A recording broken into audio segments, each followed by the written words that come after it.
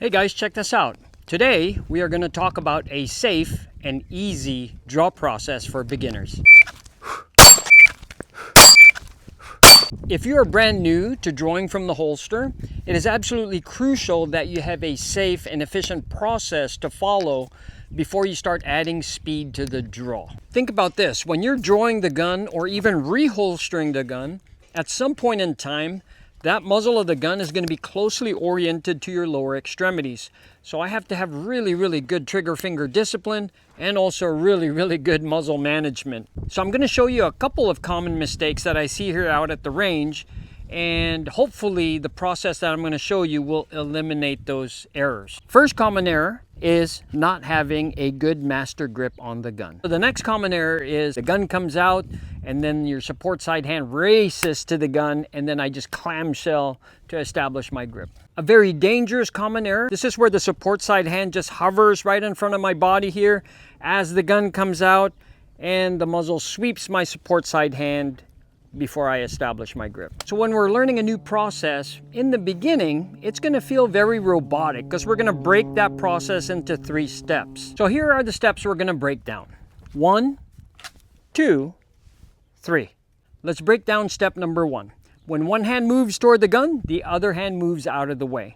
So as I establish my master grip, I want my support side hand touching my sternum. Now, why the sternum and why touch it with my fingertips? It's just developing consistency. I don't have to think about where my sternum is. It's just going to go there, and it just happens to be the right height for step number 2 that we're going to be covering in a little bit here. So when one hand moves, the other hand moves. I'm touching my sternum, and I'm just developing that habit of getting my support side hand out of the way. The other thing I want to talk about is when your dominant hand goes for the gun, I have to establish a very good master grip.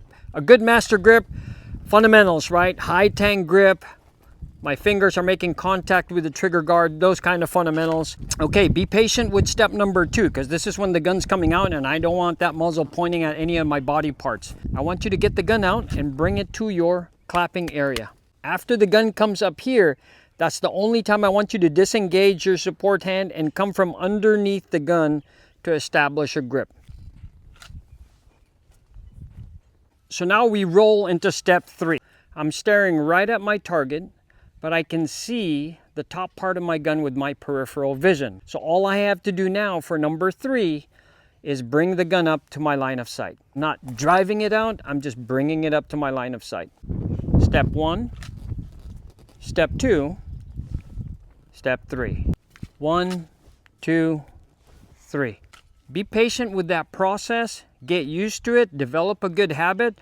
Pretty soon, your count will be a lot faster. It'll be 1, 2, 3. Anyway, that's the 3-step draw process that I teach my students. It's been very successful so far, and I hope it helps you out. In the meantime, stay safe, be blessed.